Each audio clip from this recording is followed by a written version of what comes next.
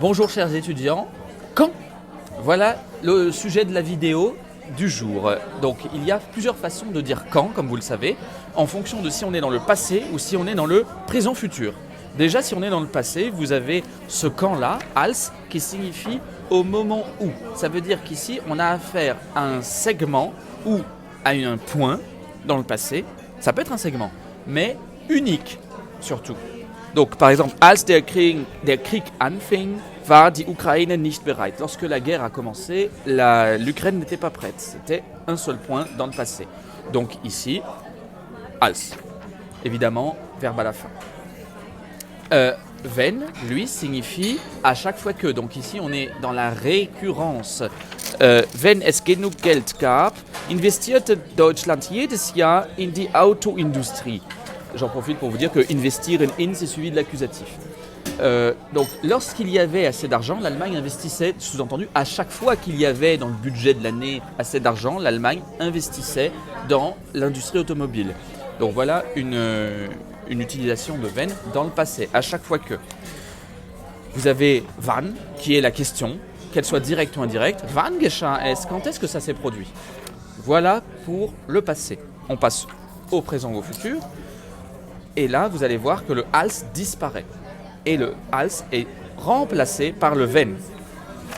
Donc là, vous avez ici, wenn der Krieg beendet werden wird, wird die Welt im Frieden sein. J'en profite pour vous dire que Friede, c'est un masculin faible et qu'il faut lui mettre le en. Et ici, j'attire votre attention sur le magnifique passif futur. Donc, lorsque la guerre va être finie, le monde sera en paix.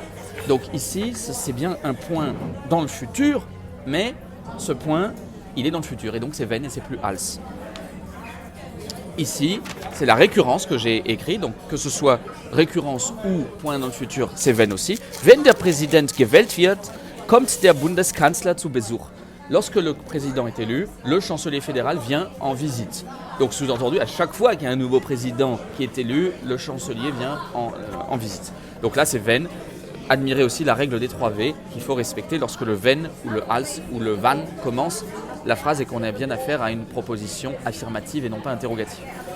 Et donc ici, wann, j'en ai mis un autre pour que vous puissiez voir que wann n'est pas obligatoirement le début de la phrase et que c'est une conjonction de subordination avec le verbe à la fin lorsqu'on n'est pas dans une interrogative. Man kann sich fragen, wann die EU verstehen wird, dass man auf die USA verzichten soll. On peut se demander quand l'Union européenne comprendra qu'il faut renoncer aux USA. Donc voilà une phrase que vous pouvez réutiliser en essai.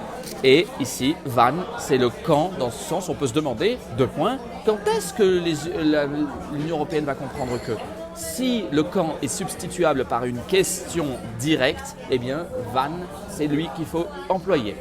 J'espère que ça vous aura aidé. À bientôt.